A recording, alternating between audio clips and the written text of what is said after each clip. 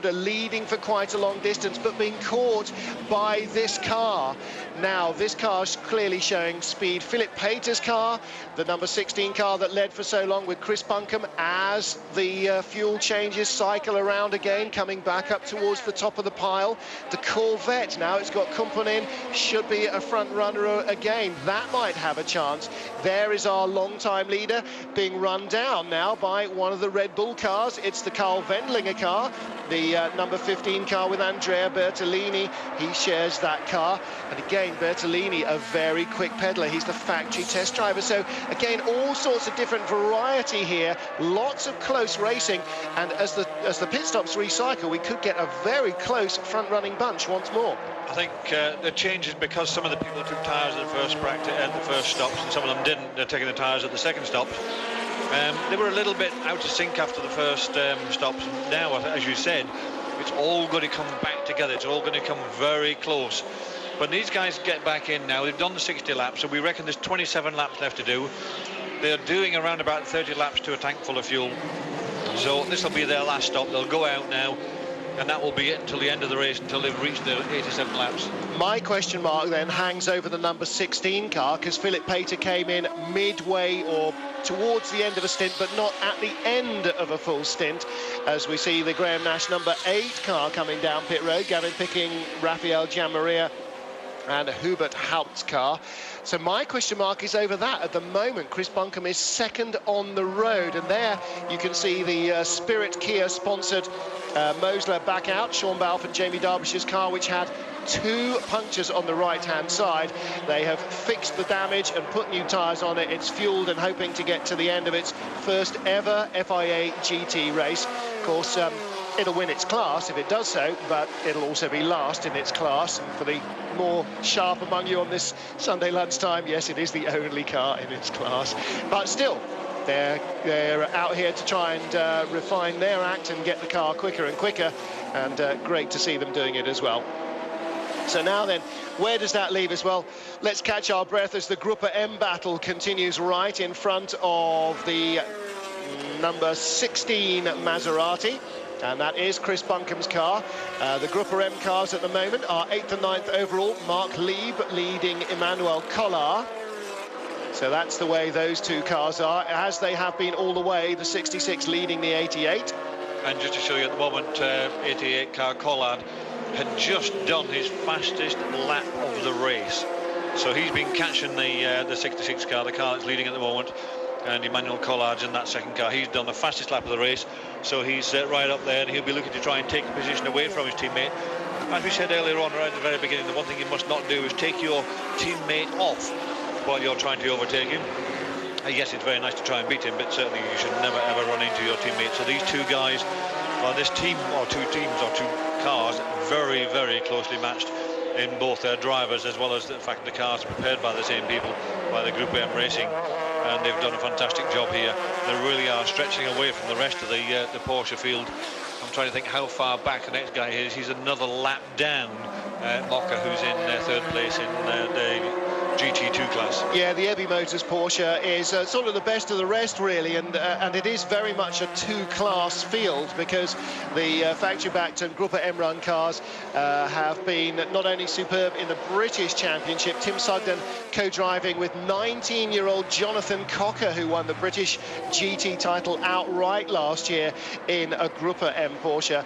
But they are backed by the factory, have all the latest factory tweaks and developments, and 32-year-old team boss, very happy man, Kenny Chen, not only running away with the British title at the end of the season last year, but now with the full stamp of factory approval here in the FIA GT Championship. Not bad at all for a man who I'm giving 11 years to, and David nearly 12. So that's my free lunch sorted out.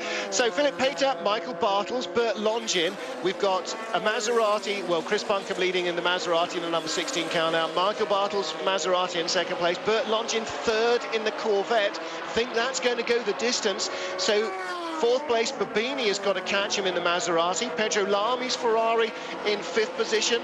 147.3 his last lap. The leaders 150s, 148s, 149. So Lamy, brand new tyres, really flying. They had to survive their middle stint in that car on the older tyres, and now they've got brand new rubber under them.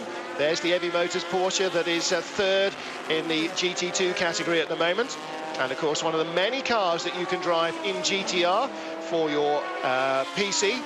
And the new iteration GTR2, and a new update pack that the boys were telling us about. They're working in development, a classic European touring car racing pack that will go with GT2.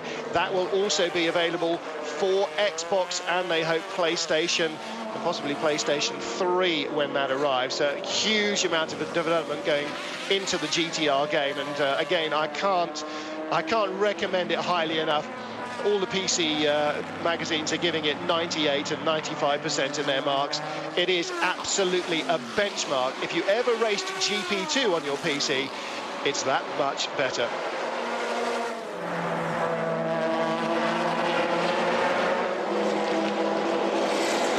Sean Balfe and Jamie Derbisher's Mosler being given a drive-through penalty. It's just about to be notified from them as we look at the car that's third in the GT2 class. Best of the rest, Steve Zacchia's Heavy Motors, Luigi Moccia rather, and Emanuele Busnelli's Heavy Motors Porsche, but they are a lap down on the leaders. And well, more woes for Graham Nash's team. That is the number 8 car.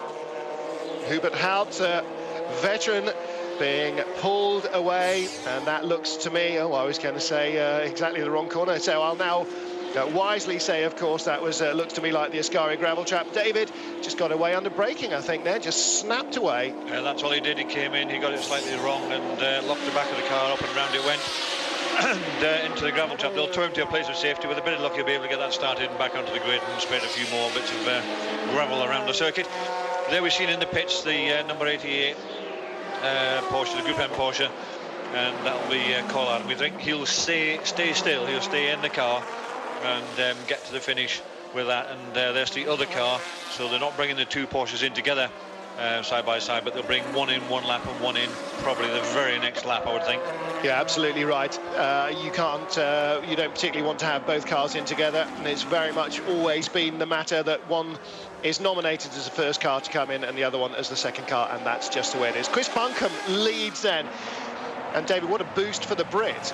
I mean, to tie up this Maserati deal and then to be leading the race into the closing stages with, what, 20-odd laps to go. There goes car number 101, Sean Balfe and Jamie Derbisher's Mosler, doing its drive-through penalty. That'll be for some infringement in the two punctures, crawling back to the pits, getting it all sorted, and so on. And Hubert Haupt, as David rightly says, rejoining from hard standing on the exit of the Ascari chicane. There is our leader then, Chris Buncombe.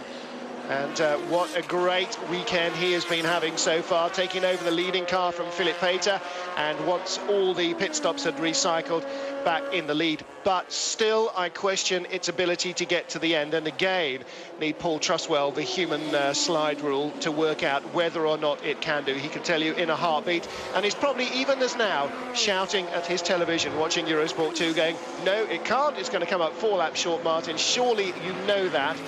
Or, yes, it can. But that's why we have Trussers, because he knows these things and we don't. David knows almost everything, but we weren't keeping our fuel schedules topped up. In comes the number 8 car then. This is the Graham Nash car. Hubert Haupt just been into the gravel, having it checked over.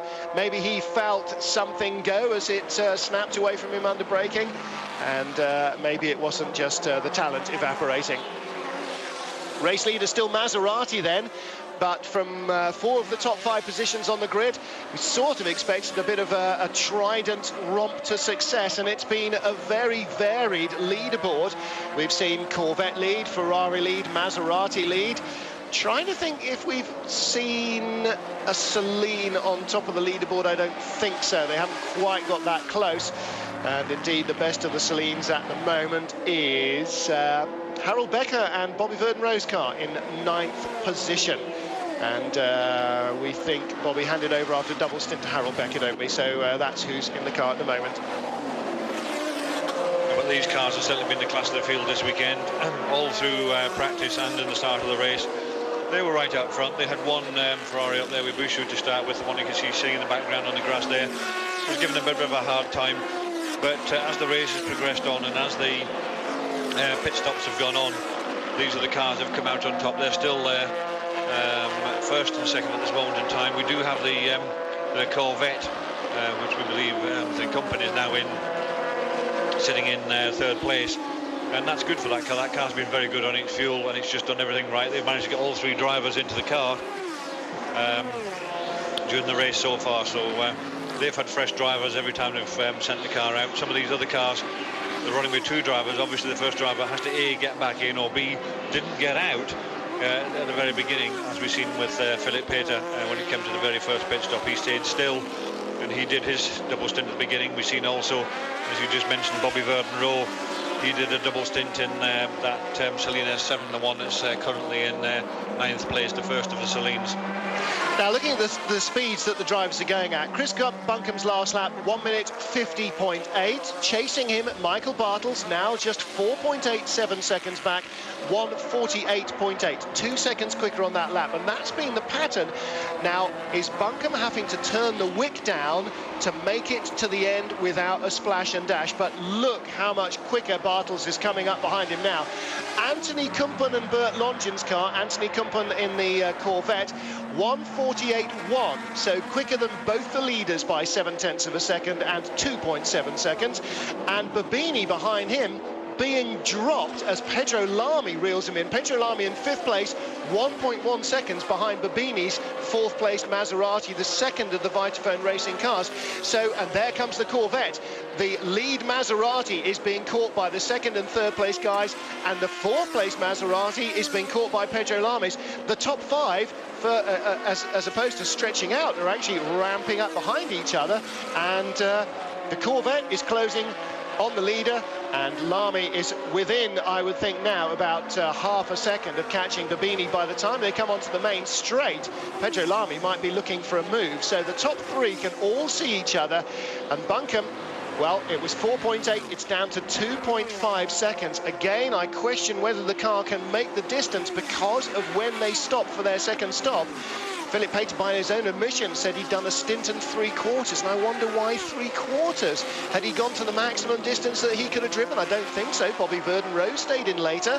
All right, he might have been a lap or two behind, but I'm not sure that there was enough for that. I'm still not quite sure what's going on with the car that is our current leader, but with well, under 20 laps left to go, David. They've done 21 laps, 66 they've done of 87. Well, at the end of this lap, it'll be 20 to go. That's a long way around here. It's a very long way when you're losing 2 seconds a lap as the leader is at this moment in time. But what can you say? I can only think that they've actually had to turn down the revs on the lead car in order to get it to the finish. But a stint and 3/4 that Philip Pater said he'd done, I would have thought that should have been okay, because most of these cars have a slightly shorter stint in the middle. So they have to be very full of fuel when it starts at the very beginning and make sure it's full before it goes out for the very end run. But quite often the cars will have that little shorter stint. But here we can see now the second car right up behind. You can this see is it, down the straight. Yep, for the lead, and he just pulls out, and he's looking to make the move on Chris Bunkum immediately. Now, of course, Bartels, experienced with the Celine last year, knows the track well, I have to say. Haven't talked to Chris this weekend. I don't know whether he's even ever raced at Monza, and I know for a fact he's never raced the MC12 before. Into the pits he comes. Well, I have to say, you know, all of our questions then over the fuel efficiency of that car are answered. Now, the question is, will Roman Rusinov get in and do 20 laps? Will Bunkum stay in, or will Philip Pater get back in the car and try and wrest a podium position? Bartels leads, Kumpen second in the Corvette. Could the C5R win in its first ever FIA GT race? We are seeing a third driver getting in then, and red, white and blue. I did think Roman Rusinov's helmet had the flag colours of the Russian Federation, so all 3 drivers are getting a go. That means Philip Pater had half the race to himself, and there's the other car. That's the Wendlinger car and the number 3 car, the GPC car, Jaime Melo and Jean-Philippe Bellog's car, and Wendlinger and Bertolini's Maserati have come together. Jaime Melo was a lap down. Bertolini in 6th place, ahead of him. And, well... That's obviously an overtaking maneuver. He was overtaking to put him a lap down, and they've come together for some reason. And that's taking the door off that car. So I tell you what, how lucky is the 16 car that they're just leaving, because that is high drama for the Red Bull Racing team. And if the 16 car had been about to come in behind Bertolini, they would have found everybody busy with a damaged 15 car and with mechanics and bits and pieces all over the place. So, yeah, drama indeed for Bertolini and Wendlinger. Well, what's going to happen to this car? Will it come in or will it keep on going? Will they have to come in? It might be a decision by the stewards of the meeting saying that no, you can't carry on without a door. I'm certain if I was a driver, I wouldn't be coming in unless I were told to do so, because you'd be just losing so much time by coming into the actual pit. But here's the number 3 car, the car that was also involved in that incident, and we believe that he was being overtaken or lapped at the time. Yeah, obviously cameras haven't picked it up yet. Now these cars are so aerodynamically fine-tuned. Remember when a 956, 962 lost the door? You had to bring it into the pits because otherwise it would overheat. The radiator ducting was through the door, wasn't it? And this clearly doesn't seem to be the case here, but I wonder whether the stewards will allow it to continue with the door missing. I don't know. It doesn't seem as though it should be a major problem, but I know they've brought Porsches in before now that have lost doors in incidents and told them to refit them. The only good thing about it is the driver won't feel quite so warm. He'll suddenly feel a bit of a cold draft with having no door on there whatsoever. But it's also very disconcerting when you've suddenly got no door on there. You're used to being enclosed area, you used to be nice and warm and you've got a job to do. And then all of a sudden that job that you had is suddenly blown wide open, that door's gone. And you feel very vulnerable when that's there. So I've got a funny feeling, when I've seen this happen before, I'm pretty sure the stewards have said, you need to fix it, you need to do something with it. Whatever that might be. Now, whether the hinges have gone or not, we don't know. But we'll come back shortly and we'll find out exactly what they're going to do about this problem.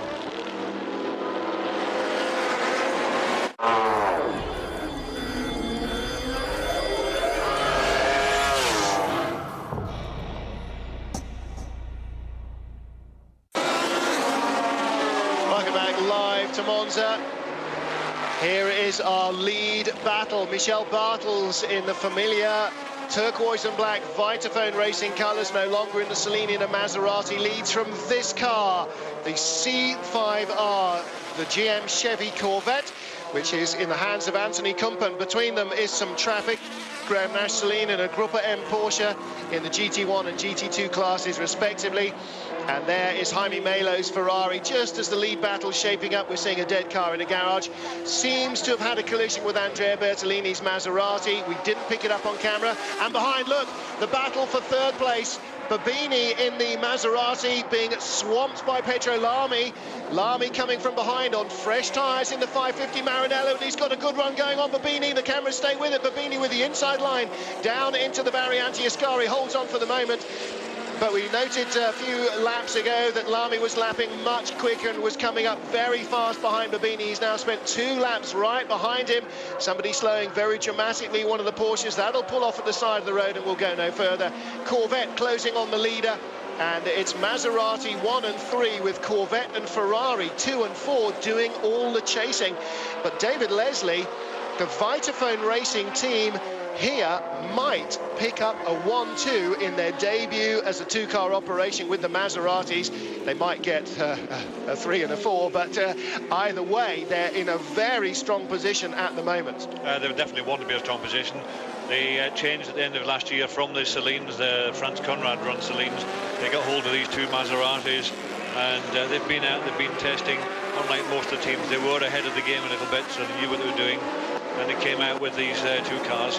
They were expecting some very good results. They've got a very good team, a brand new team. They've taken a lot of the ex-Maserati personnel on board into their team to try and make sure the thing runs nice and smoothly. And I have to say that's certainly been happening this weekend.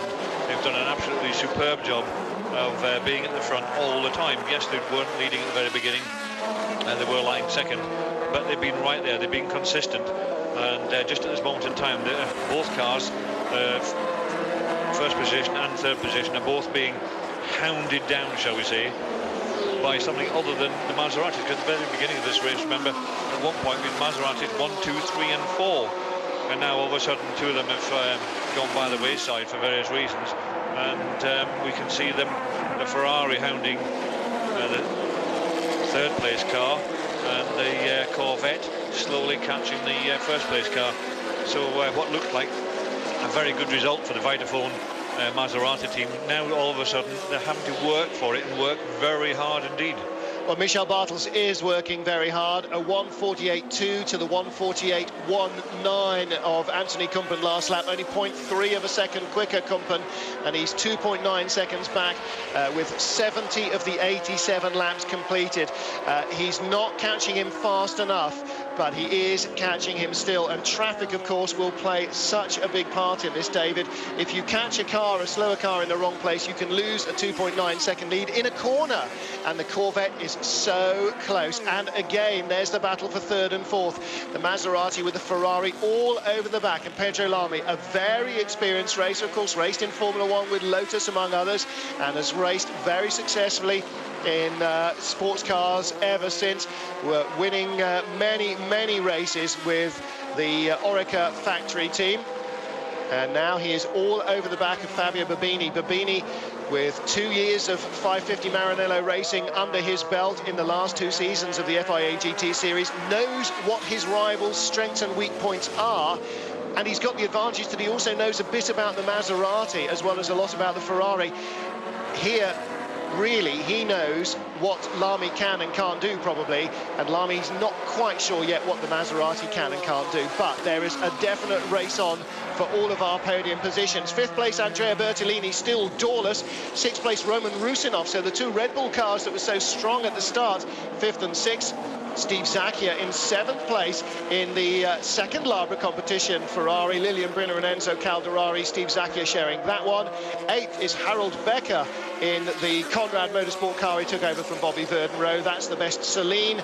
9th place and 10th place are Mike Rockenfeller and Emmanuel Collard in the 2 Gruppa M Porsches that lead the GT2 class. 12th place is 11th place is Steve Mocchia in the number 74 car, which is the Ebby Motors Porsche that's 3rd in GT2. 12th place, Justin Keane in the Lister, and everybody is watching with bated breath as the leader has been caught now. Bartels, we know from the beginning of the race, we had Christophe Bouchou in a 550 Maranello Ferrari, giving it the big one for 15 or 20 laps, and we've heard from Bouchou that he could not get by because of the superior braking and traction of the Maserati.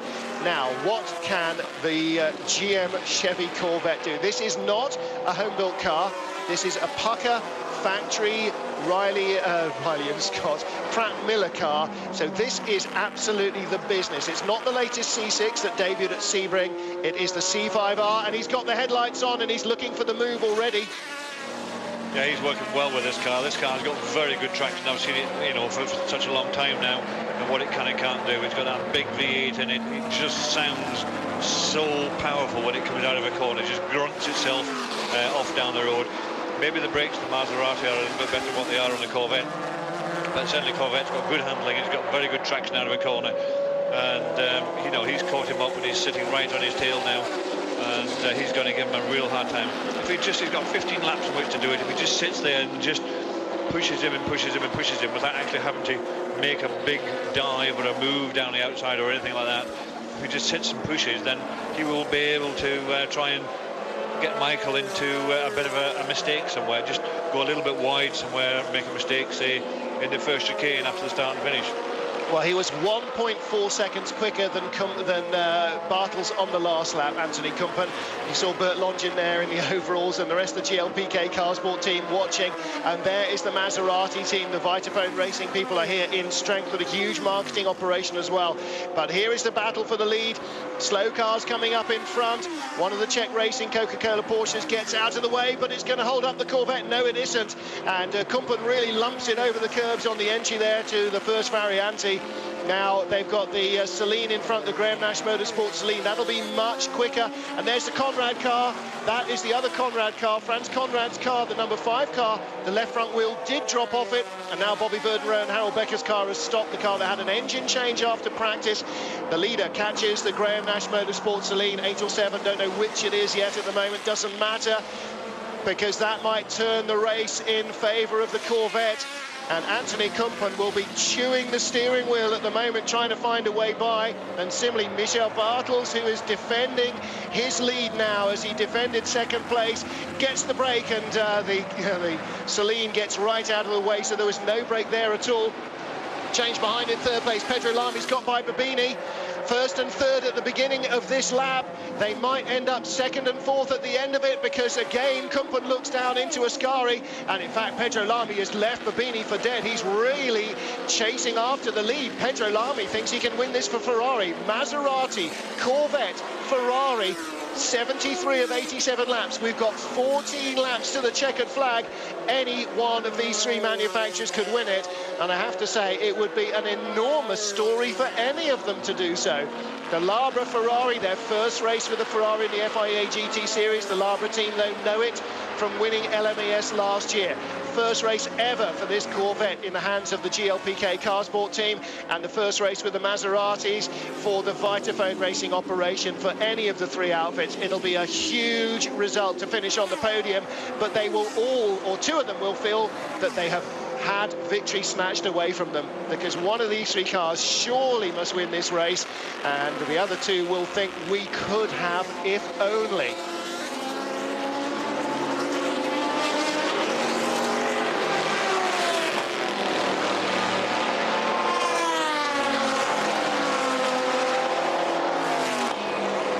What a battle in this first FIA race of the new season. Well, the Maseratis were expected to dominate in practice, and they did. 4 of the 5 grid slots at the front were filled with Maseratis. The Ferrari that split them, the Russian-age racing car of Christophe Bouchou, in the end failed to win, to make it through to the end of the race. That's already pulled off. Now, further back, the Red Bull racing cars are in further problems, because the number 15 car that's in 5th of Andrea Bertolini, the factory test driver, has been given a drive-through penalty. That'll drop him back behind 6th place teammate Roman Rusinov, and maybe a little further back. So the cars, the Red Bull racing Maseratis that dominated practice and led for over half the race, are now dropping down the order. And it's the brand new team, the Vitaphone racing Maseratis, 1st and 4th, with between them the Corvette and the Ferrari. All those cars you can see in picture, David, battling to win this race still. And at the moment, as he did earlier on, Bartels giving stalwart defence, and Kumpen has been held up now. Bartels still lapping in the 149s. Kumpen now down to 149s, where he's doing 147s before. Yeah, we've been running for over 2.25 hours already, and you can see 1st, 2nd and 3rd in shot now on the screen, and that's how close it is after all this time. So nobody's walking away with it, nobody's got a massive advantage, and those people that have been able to work away, this car, number 6 car, the Corvette, it's had 3 different drivers. The other 2 cars, 1st and 3rd, have had 2 drivers in their cars. So for having 3 different drivers, it's really going extremely well, this Corvette. And we know from what we said before how good it is on traction, how much power it's got. Maybe it hasn't got quite the brakes that the Maserati has, and that's one of its strength points, and that's why it's actually staying out in front. But behind that, Ferrari is catching. It's catching at around about 1.5 seconds a lap at this moment in time. So I reckon in about two laps time, that Ferrari is going to be right on the tail of the yellow Corvette. Now that means the yellow Corvette will have to watch his rear view mirrors, as well as trying to pass that black and green Maserati in front of him, Michael Bartels. So Anthony Kumpen, with his very exotic haircut, will be trying his hardest to get past the Maserati before the Ferrari catches him, so he doesn't have to look at both ends of his mirrors rather than just one. Absolutely right. He'll be then the meat in the sandwich, and that is the least enviable position. 1st or 3rd in that instance is much better than being stuck in the middle. And you know what? The quickest car of the lead trio is Pedro Lamy. He's not held up by Michel Bartels yet, lapping a 2nd a lap quicker than the lead pair. He is catching them. He will be with them by the time we get to the checkered flag, and several laps before that. They've now completed 75. This is the end of lap 76 of 87. 11 to go at the stripe, and Bartels still holding on. Kumpen having a little breather, maybe just a few car lengths further back. There's the GLPK team in the inset and closing fast. Pedro Lamy now 1.7 off the leader, 1.2 off second place, and that gap is coming right down real fast. Leader 148.05, Kumpen 148.07, Lamy 147.24, 0.8 of a second quicker on that lap alone. But I think that may be the last lap that he can do 147s. Now he's so close behind them, all of them, their speed will be dictated by Michel Bartels, and that's the way Bartels wants it. Rule the line and you rule the race. If he can hold his line and can avoid making a mistake under braking, we saw from 15 or 20 laps of aggressive Christophe Bouchou effort that it's very hard indeed to get by Bartels. Maserati starts off as a pretty wide supercar. Bartels seems to add another couple of feet to it in the braking area as well. But Kumpen is right there, and now Lamy is right there as well. Three very experienced drivers, two of them in relatively new machines to themselves. And Lamy, well, he's raced this Ferrari before, but not in the FIA series.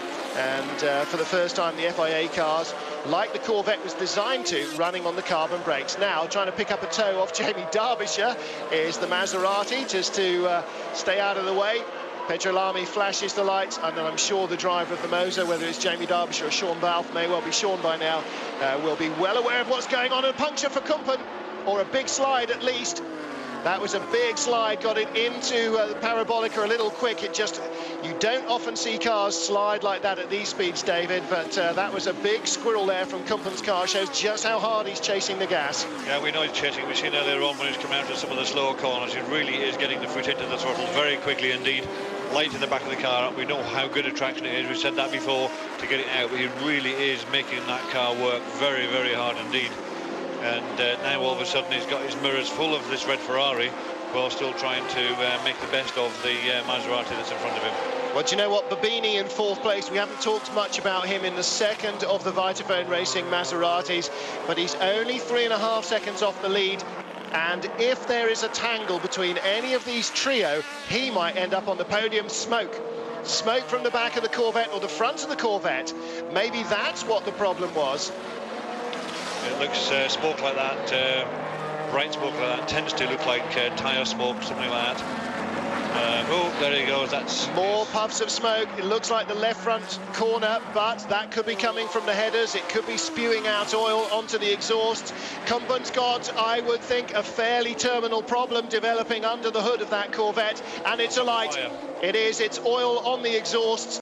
Now, what it's done is it's broken an oil line somewhere, David. He's going at such speed it can't have broken the crankcase or the valves. It's just going too quickly, but that's it. Kumpen's race is over. The Car Sport team will not win on their debut with the C5R. They may not even finish the race, and even as we were talking about Babini, something did go wrong with the lead trio, and Babini is now back in a podium position, and heartbreak for Twan and Mike Hazemans.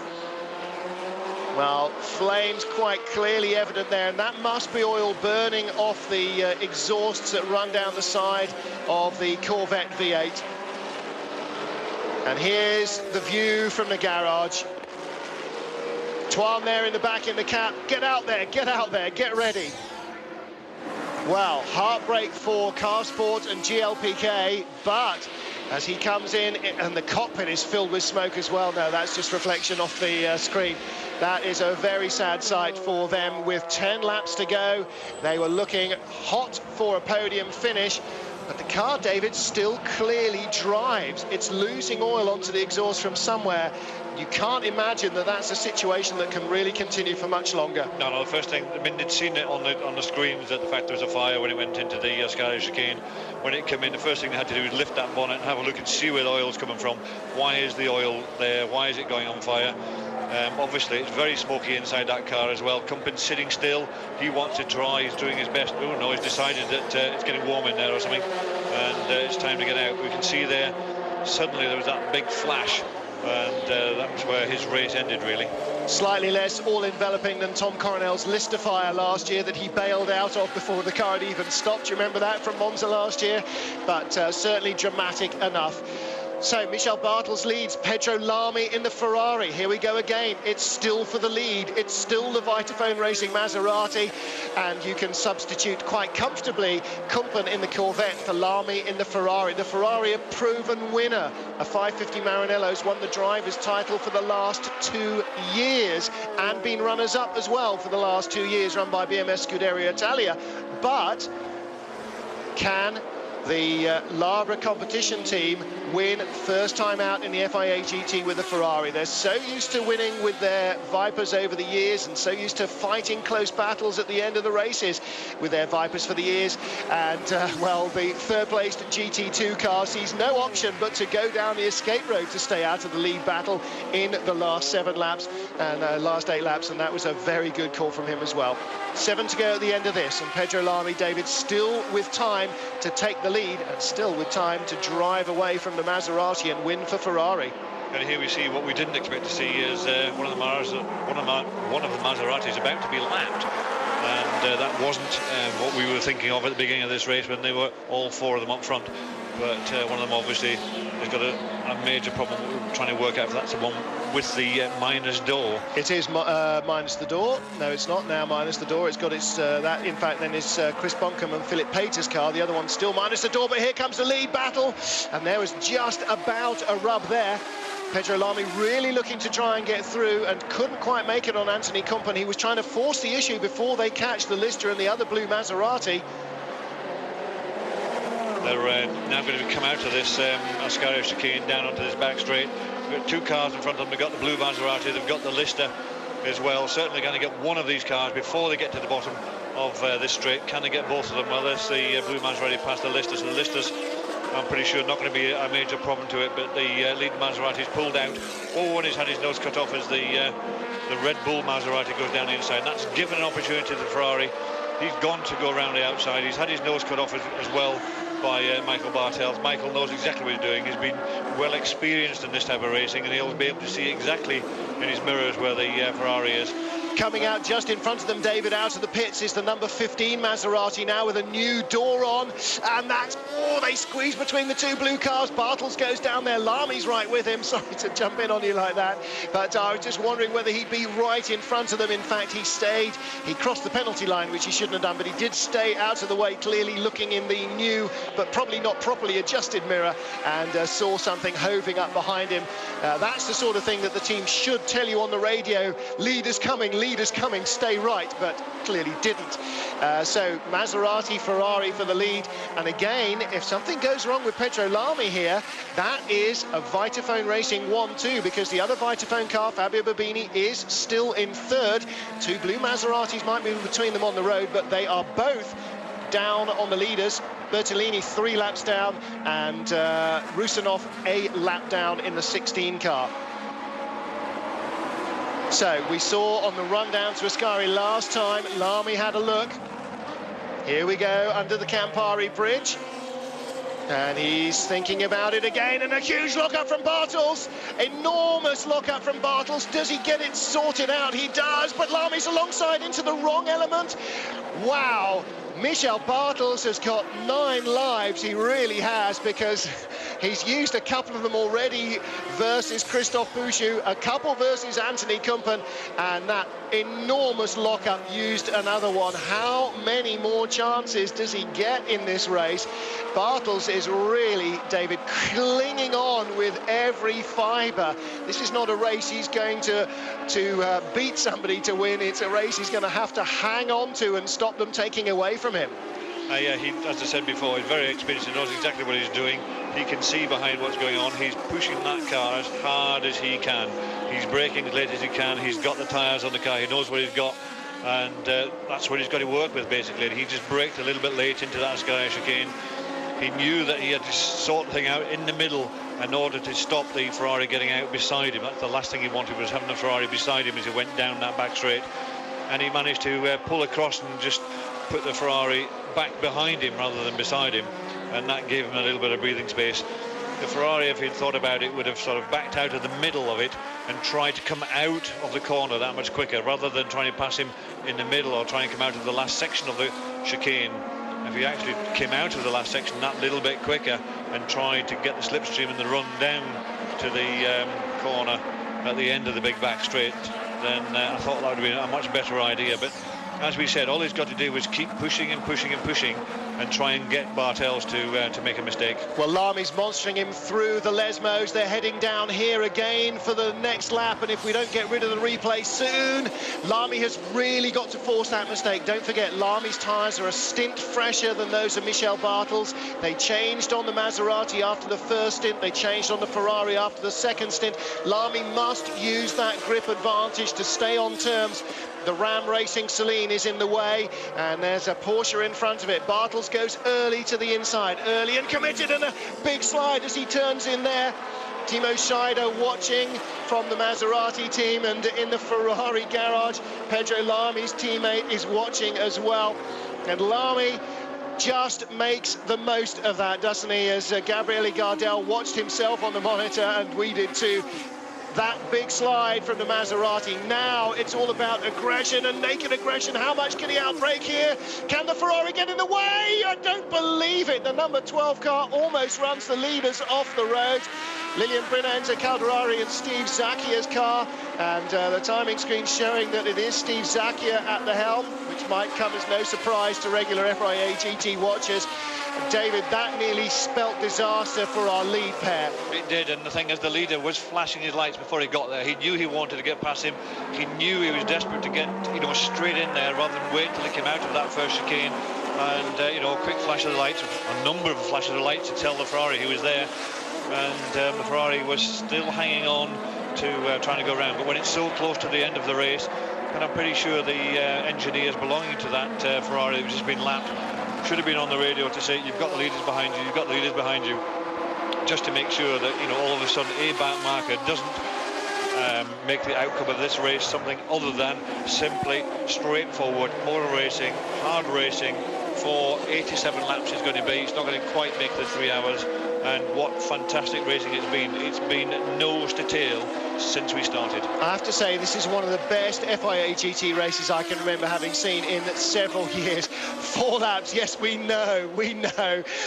Gabriele Gardel. Now, Gardel knows what you and I know, David. The Ferrari 550 Maranello that has won the opening race of the last 2 seasons has gone on to win the title. And in both years, it's been a 550 Maranello that won the race at the first and has held on to the championship points lead all the way through the season. Could it possibly, can lightning strike thrice? I don't know, but Maserati is going to be tough to beat. But look at the lap speeds now. 148.9, 148.1 the last 2 for Pedro Lamy, 149.8, 150.6 for Michel Bartels. Lamy's lap when he passed Bartels, he was 7/10 quicker. Now he's 1.2 quicker. Bartels has now reined in his restraint. He knows that Lamy has got the grip, he's got the tyre under him that Bartels does not have. And it was that slide into the Parabolica. Bartels did supremely well to hold it and to continue the battle onto the straight, but Lamy had the grip to take the inside line. And there is his teammate, Gabriele Gardel, and the Labra team, Jacques Leconte's team, running 2 cars here. But this one has been a real star effort. Lilian Brino, Enzo Calderari and Steve Zacchia won the Spa 24 Hours last year in their 550 Maranello Ferrari, and they were regularly on the podium. But this year, David, podiums are going to be so hard to get. So many strong cars in the GT1 category. It's going to be the devil's own job. I mean, we can see the 2 Red Bull Maseratis, for goodness sake. They're not even going to finish in the top 5. No, that's right. It'll be very difficult indeed. You've got 4 Maseratis out there, you've got some very quick Ferraris, you've got the Corvette as well, and we haven't seen the Celines do very much this weekend, but I'm sure they will be not far away. So trying to win and trying to get podium positions, probably a little bit more difficult. Year on year, it's getting more and more competitive in this championship, more and more professional, and this year it just seems to have taken another step forward. Now, I'm saying that the Red Bull cars won't finish in the top 5. They will. They'll be 4th and 5th with the number 16 and number 15 car, Roman Rusinov and Andrea Bertolini. Steve Zacchia in 6th place in the number 12 car that so nearly tripped up the leaders a few laps from home. And then 7th and 8th, Mike Rockenfeller and Mark Lieb ahead of Emmanuel Collard and Tim Sugden leading the GT2 class. Liz Halliday and now at the helm Justin Keane in the Lister in 9th place. Joel Camathias in 10th place in the Graham Nash Motorsport Celine that he shares with Paolo Roberti. And you're right about the Celines, David, and about the Corvette and about the Ferraris versus the Maseratis.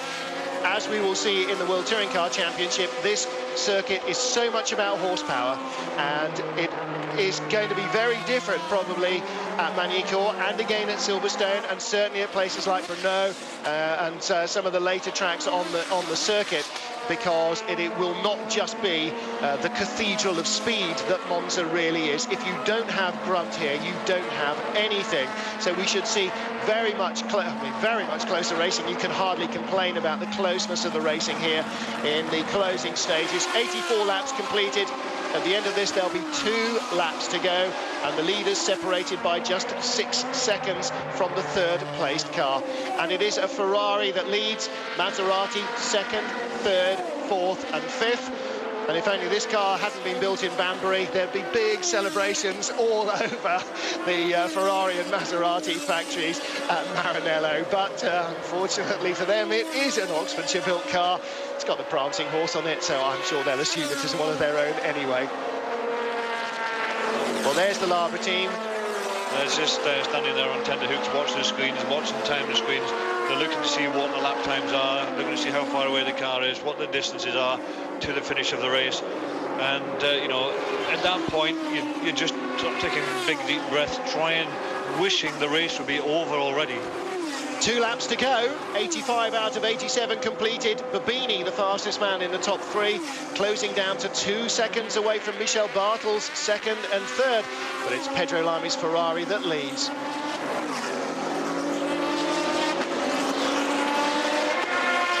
Two laps from home, Pedro Lamy in the 550 Maranello Ferrari, the car that's won the championship in the last 2 seasons, the car that's been a winner since almost its very inception. Didn't get to race at Silverstone. Its anticipated debut, what, 3 or is it 4 years ago now? I find it hard to remember, but it's been a winner for many, many races here in the FIA GT Championship. In the last 2 years, Scuderia Italia have run the cars to the drivers and teams title, and the ProDrive concern continue to have one of the front runners in sports car racing. And of course, ProDrive also now building the Aston Martin DBR9 that won on its debut at Sebring and will join the FIA GT field for round 3 at Silverstone, the Centenary Tourist Trophy, one of the greatest and longest serving motor races. The Tourist Trophy will be the Silverstone FIA GT race, and Aston Martin will be there. I can't wait to see Aston Martin, Ferrari, Maserati, Lamborghini, Corvette and the rest of them battling head-to-head around the Grand Prix circuit at Silverstone. If you haven't got tickets yet, for goodness sake, get it sorted. It's going to be so much fun. If this race is anything to go by, we should be in for a really exciting season. Next time out in a fortnight, Magny-Cours, fortnight later Silverstone, fortnight later Imola. It's a hurry-up season, and it's a hurry-up for the Ferrari that leads this race. Last lap for Pedro Lamy. David, perhaps not one of the outright anticipated front runners at the beginning of the race, but if you'd said that the Labra team were unlikely to win, you'd have been thinking about a different Labra team to the one that we've seen so many years in this competition. The 550 is still a competitive car. Labra know all about winning 3-hour sports car races in the FIA GT series. Yeah, that's the difference. They know about those series. They know how to make a car last the 3 hours. The car is obviously very good. As you said, it's won so many races. They did start 5th on the grid. Now 5th is still a very good position. There was 4 Maseratis in front of them, and everyone was expecting Maseratis, especially here at Monza with such long straights, to be that much quicker. Because if you look at these cars, you look at the rear wing on that Ferrari, see how big it is. Then you look at the rear wing behind on the Maserati, see how small it is. It doesn't go the full width of the car. that was one of the changes that the organisers made to Maserati to try and slow it down, so it didn't become just too quick and walk away with the whole championship, to try and even up the cars to make sure that everybody has a chance of winning. And certainly that's worked here. We've seen the Corvette being right there. We thought it was going to make it, and then all of a sudden, with a few laps to go, it expires with a bit of an oil leak somewhere, and with a bit of flash of fire. But here we are, right at the end, first, second and third, nose to tail, as they're coming round on the very last lap for the Ferrari to win. What a great start to the season for Pedro Lamy and Gabriele Gardel, for Jacques Leconte and the Labre Competition team. Victory in the opening race, a big stoppie in front of the team from third place, Fabio Babini, and disappointment perhaps for the Vitaphone Racing team. Second and third, if you'd said before the weekend, will you take it, they'd have taken it, but they could perhaps have had a win. They came under assault. Michel Bartels, particularly personally, came under assault from about half the front-running cars in the field, and he just couldn't hold off Pedro Lamy and the Ferrari on its fresher tyres to the end of the race. 5 laps from home, Lamy got in front. It was a great result for him, but Maserati second, third, fourth and fifth. 550 Ferrari Maranello in 6th place, and here come our GT2 leaders. Across the line will come Mike Rockenfeller and Mark Lieb's car. That's Rocky in the 66 car with the yellow and blue helmet, and behind him Manu and Tim Sugden in Emmanuel Collard will be second. A clean sweep of the top 2 places, as in qualifying for the Gruppa M Porsche team from Great Britain, and a fantastic start to their FIA GT careers, the team as a factory Porsche outfit. Tell you what, that was some race, and one of the men who must have enjoyed it most is down with Catherine and our cameras. Here's Gabriele Gardel. Gabriele Gardel, you must be extra happy. Not only is it the first race of the season, but also in Italy. So, you know, this is great for Ferrari, for you. What can you say about finishing first? I'm really happy because this is my racetrack. I'm really close from here. So for me, it's a dream. I never won in Monza, and I'm really happy about that. I'm really happy about the team because I'm coming back from LMS in this championship again. Winning the first race is something unbelievable. Pedro did a crazy job, really good job. Michelin also. We didn't change the tires in the first stint. Was a good idea, and we are really happy, and I'm proud to race here. Were you nervous when you were watching Pedro Lamy and Michael Bartels fight it out towards the end?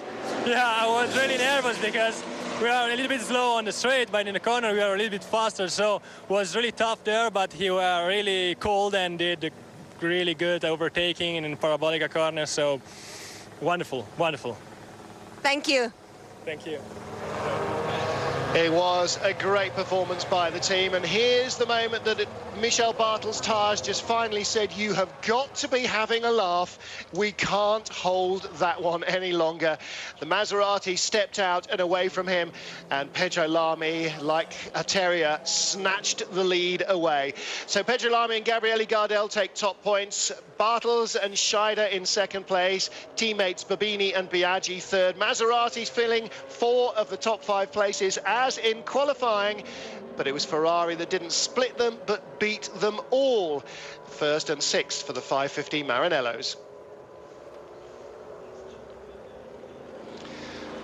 So it's the Gruppa M Porsches that win in the GT2 class, the Ferrari that wins in GT1 here in round 1 at Monza.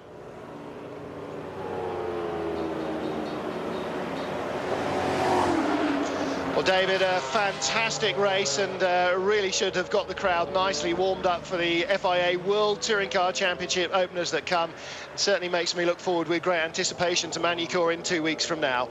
Yeah, certainly that race was a race right from the very beginning. They were pushing very, very hard at the beginning. They pushed for the whole 3 hours all the way through, and it was only with 3 laps to go that it actually was the last lead change for the Ferrari to be able to come home and win that race, with the Maseratis all lined up behind.